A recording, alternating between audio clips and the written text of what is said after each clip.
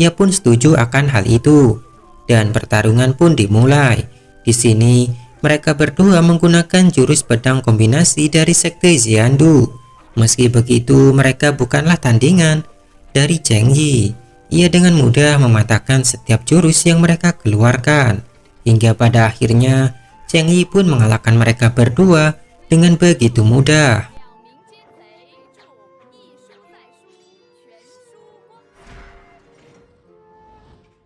Setelah menerima kekalahan tersebut, adik pendekar Xiangdu pun menyerahkan rumah miliknya kepada Cheng Yi dan ia berjanji akan melupakan kesalahan di masa lalu.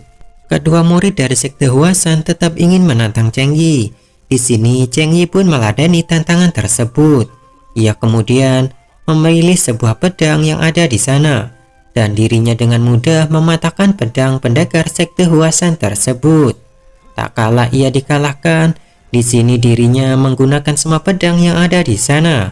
Di luar dugaan, Cheng Yi mampu mematahkan semua pedang tersebut dan menjadikannya sebuah jurus serangan balik, dan akhirnya berhasil mengalahkan pendekar tersebut. Setelah kejadian itu, Cheng Yi pun memperkenalkan diri jika dirinya adalah murid dari sang master pendiri sekte Huasan. Namun Cheng Yi di sini kecewa karena dua pendekar bersaudara telah melarikan diri. Di tempat lain, Tao yang menjadi guru dari Cheng Yi bertemu dengan dua pendekar bersaudara tersebut dan ia dengan mudah melumpuhkannya. Kemudian membawa dua pendekar tersebut untuk menemui pemimpin naga emas. Setelah itu, Cheng Yi memberitahu jika dua pendekar ini bersekongkol dengan dinasti Qing untuk meruntuhkan dinasti Ming. Ia juga memberikan sebuah bukti surat atasan mereka. Setelah melihat surat itu, dua pendekar bersaudara pun dimasukkan ke dalam penjara.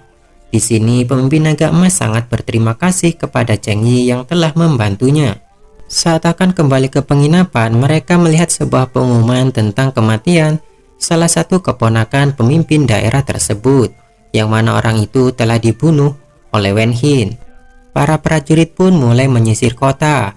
Mereka juga menyelidiki kediaman pemimpin naga emas. Di tempat lain, Cheng Yi yang sedang bermain catur bersama pendeta Tao, mereka dikejutkan dengan kedatangan para prajurit yang sedang menyisir daerah itu. Saat akan dibawa pergi, putri dari naga emas datang untuk memberikan sebuah upeti sehingga mereka semua tidak jadi untuk diperiksa.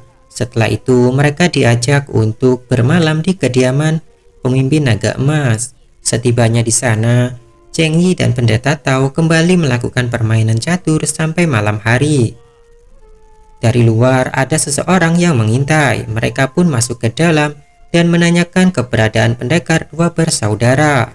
Di sini mereka dengan mudah dilumpuhkan oleh Cheng Yi dan pendeta Tao. Kemudian mereka semua pun dimasukkan ke dalam penjara. Setelah itu, Cheng Yi dan Wen Hin pun menginterogasi pemimpin dari kelompok tersebut. Ternyata ia terpaksa melakukan hal ini karena dirinya sedang dikejar oleh murid sekte Huasan. Hal itu terjadi karena waktu itu ia memiliki jamur lingsi yang berusia 1000 tahun.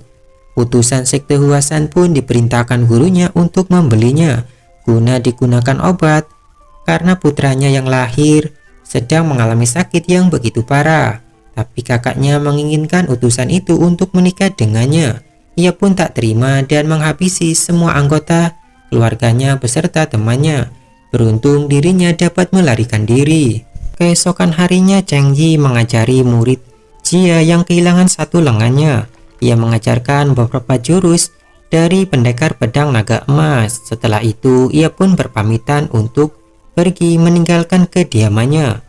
Saat Wen Hin sedang berada di pasar dan akan membeli sebuah gelang, ia tanpa sengaja bertemu dengan pasangan sekte Huasan. Mereka pun menyadari kehadiran Xing Hai yang merupakan murid dari sekolah Bohai yang merupakan musuh sekte Huasan. Ia pun mengejarnya sampai di kediaman. Cheng Yi tetap membela Xing Hai yang ia rasa tidak bersalah. Pendekar wanita itu menyerangnya dan Cheng Yi dengan mudah mematahkan pedang tersebut. Tak berselang lama guru mereka datang. Ternyata gurunya merupakan kakak seperguruan dari Cheng Yi. Saat diberitahu jika Wen Hin merupakan keturunan dari pendekar pedang emas, di sini istrinya melakukan serangan karena ia merupakan musuh bebuyutannya. Beruntung Cheng Yi dapat menghentikan serangan itu. Kemudian mereka menantang Cheng Yi untuk berduel.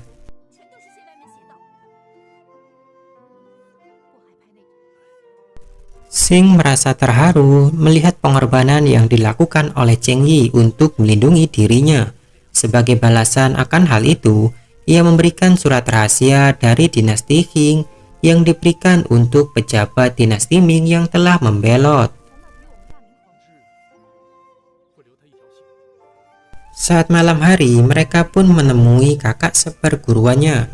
Di sini Cheng Yi memberikan surat yang diberikan oleh Xing, tapi istri kakak seperguruannya malah menyerangnya dan terjadi duel di antara mereka. Wen Hin diserang oleh pendekar wanita dari sekte Huasan. Saat ia dalam kondisi terdesak, Cheng Yi datang membantunya. Kemudian kakak seperguruannya pun melawan Cheng Yi. Akibat pertarungan tersebut, hampir saja Cheng Yi terluka. Beruntung ia memakai rompi anti pedang. Tak berselang lama, gurunya pun datang.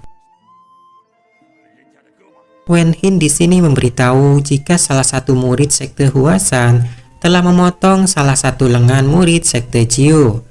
Gurunya yang mengetahui hal itu pun langsung memberikan hukuman kepada muridnya.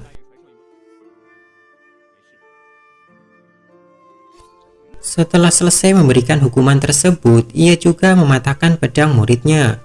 Kemudian berpesan agar sesama murid tidak lagi berkelahi. Cheng Yi dan Wen Hin beserta Xing melanjutkan pencarian harta karun. Mereka mengikuti petunjuk yang ada di peta tersebut, hingga pada akhirnya mereka menemukan lokasi harta karun itu. Mereka pun terkejut ketika melihat begitu banyak batangan emas, dan juga ada sebuah surat yang merupakan peninggalan dari kaisar terdahulu. Ia berpesan agar emas ini digunakan untuk mendirikan dinasti yang telah hilang. Di tempat lain, dua pendekar bersaudara diselamatkan oleh seseorang. Ternyata orang ini sangat mahir dalam menggunakan kungfu.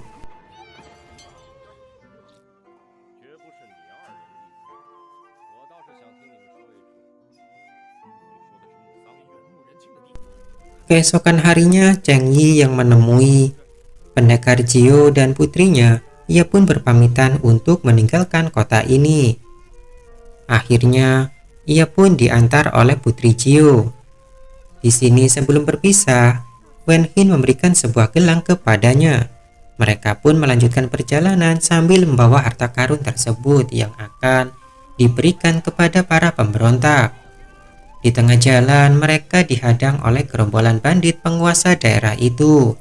Saat emas itu akan diambil oleh para bandit, mereka dihentikan oleh seseorang. Ternyata orang itu merupakan pemimpin dari gerombolan bandit di daerah lain. Mereka berdua sudah sepakat untuk tidak menjara di daerah masing-masing, tapi kelompok ini tetap saja masuk ke wilayah mereka. Ia mengingatkan jika kali ini mereka tidak menjadi perampok, melainkan menjadi pengawal. Tak berselang lama, para pengikutnya pun mulai berdatangan. Guna menghindari jatuhnya korban yang lebih banyak, kedua pemimpin bandit itu pun setuju untuk menyelesaikannya dengan pertarungan para pemimpin. Yang mana jika mereka mampu memenangkan pertarungan tersebut, maka satu kotak peti emas akan menjadi milik mereka. Pemimpin bandit yang bernama Jiu ini dengan mudah mengalahkan setiap lawan yang ia hadapi. Hingga akhirnya, tetua bandit pun turun tangan. Pada awalnya, Jiu diperingatkan untuk mundur, tapi ia bersikeras untuk mencoba menghadapinya.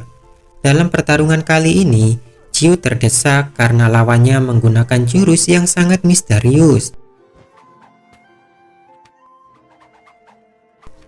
Ia dengan mudah menghancurkan batu yang dilempar oleh Jiu.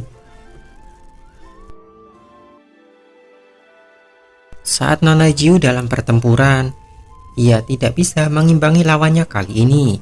Jika kondisi kritis, Zheng Yi datang membantunya dengan menaiki seekor kuda. Ia berpura-pura kuda itu tidak bisa dikendalikan. Pertarungan penentu pun dilakukan. Kali ini kedua pemimpin klan bandit masing-masing mengeluarkan kemampuan yang mereka miliki. Salah satu pemimpin bandit menggunakan kecurangan. Saat ia akan kalah, di sini dirinya melemparkan 3 jarum beracun. Hal itu melukai pemimpin bandit tersebut. Kemudian ia melemparkan tongkatnya. Alhasil ia juga mengalami luka dalam yang sangat serius. Hal itu membuat kelompok bandit dari kedua belah pihak saling berebut kotak emas. Akhirnya mereka pun sepakat untuk membagi rata kotak emas itu. Saat para bandit akan mengambil kotak itu, di sini Zheng Yi berusaha menghentikan mereka. Para pemimpin bandit yang mengetahui jika Zheng Yi menguasai sebuah kungfu, akhirnya ia pun menantangnya untuk duel. Di sini Zheng Yi menyusun semua kotak emas tersebut agar tidak direbut oleh para bandit saat ia sedang dalam pertarungan. Saat ia melawan salah satu pemimpin bandit, Zheng Yi di sini dengan mudah mengalahkannya. Kemudian para anak buahnya pun tidak terima dan mencoba menyerang Zheng Yi. Dari kejauhan, Zheng Yi melihat para pasukan yang semakin mendekat. Akhirnya kawanan bandit itu pun melarikan diri ke dalam hutan. Saat pasukan itu tiba, di sini mereka memaksa untuk membuka isi kotak itu. Tentu saja Zheng Yi menolak, sehingga ia pun diserang oleh para pasukan tersebut. Dalam kekacauan, Zheng Yi berhasil membunuh pimpinan para pasukan. Melihat hal itu, prajurit yang lain melarikan diri. Kemudian Zheng Yi mengejar para pasukan yang telah masuk menuju ke hutan untuk menyerang para bandit. Di sini Zheng Yi menyelamatkan kedua pemimpin dari kelompok bandit tersebut. Dengan bantuan Zheng Yi, para pasukan tersebut berhasil dikalahkan oleh para bandit. Melihat hal itu, mereka berdua pun berterima kasih kepada Zheng Yi. Setelah itu, Zheng Yi juga menolong kedua pemimpin bandit yang sedang terluka. Akhirnya mereka berdua pun bersedia mengikuti perintah Zheng Yi sebagai balasan terima kasih. Tapi kesenangan itu tak berlangsung cukup lama, karena dari kejauhan mereka diperingatkan jika pasukan yang dalam jumlah besar akan melewati daerah itu. Mendengar hal tersebut, Zheng Yi pun segera untuk menyerang pasukan yang akan melewati daerah itu. Ternyata pasukan itu sudah diserang oleh kakak seperguruan dari Zheng Yi. Ia berusaha menemukan pil mujarab untuk mengobati putranya. Saat Zheng Yi datang di sana, ia menemukan kedua pamannya yang sedang ditahan oleh rombongan pasukan tersebut. Pasukan bandit yang tadi melarikan diri ke dalam hutan kini membantu Zheng Yi untuk melawan para pasukan. Hal itu dimanfaatkan Zheng Yi untuk menangkap komandan pasukan tersebut. Saat tertangkap, Zheng Yi memintanya untuk menyuruh pasukannya menyerah. Akhirnya Zheng Yi dan para pasukan bandit pun memenangkan pertempuran tersebut. Komandan pasukan tersebut pun ditanyai oleh kakak seperguruan Zheng Yi tentang pil mujarab tersebut. Ia memberitahu jika pil itu dikirim para pengawal Dong Express karena mereka dipercaya bisa menjaganya. Kakaknya pun segera pergi untuk menyusul para pengawal Dong Express tersebut. Zheng Yi lalu melepaskan komandan itu, tapi komandan tahu jika ia kembali maka hukuman gantung akan menantinya, sehingga ia pun bersedia bergabung dengan Zheng Yi untuk membantu menggulingkan pemerintahan dinasti Ming. Kini Zheng Yi memiliki pengikut yang cukup banyak. Ia mendapat bantuan dari dua kelompok bandit dan juga pasukan pengawal tersebut. Setelah itu, mereka melihat barang bawaan pasukan itu ternyata memiliki 40 juta emas yang begitu banyak. Zheng Yi ingin membagi sebagian emas itu kepada dua kelompok bandit tersebut, tapi mereka menolak dan ingin menggunakan emas itu untuk biaya pasukan pemberontak. Kemudian Zheng Yi dan pemimpin para pasukan bandit menuju ke pertemuan sekte persilatan, di mana dalam pertemuan kali ini mereka akan memilih seseorang sebagai pemimpin untuk melakukan pemberontakan.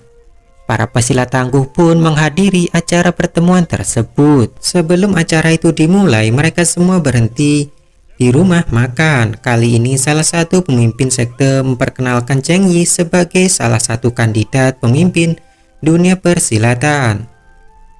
Setelah selesai, Cheng Yi pun diberitahu oleh pamannya jika dalam pertemuan kali ini sekte persilatan dipimpin oleh seorang pendekar yang tidak bijak, maka akan sangat merugikan.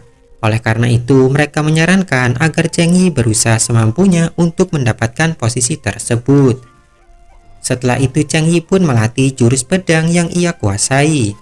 Kali ini Cheng Yi sangat serius dalam latihan tersebut.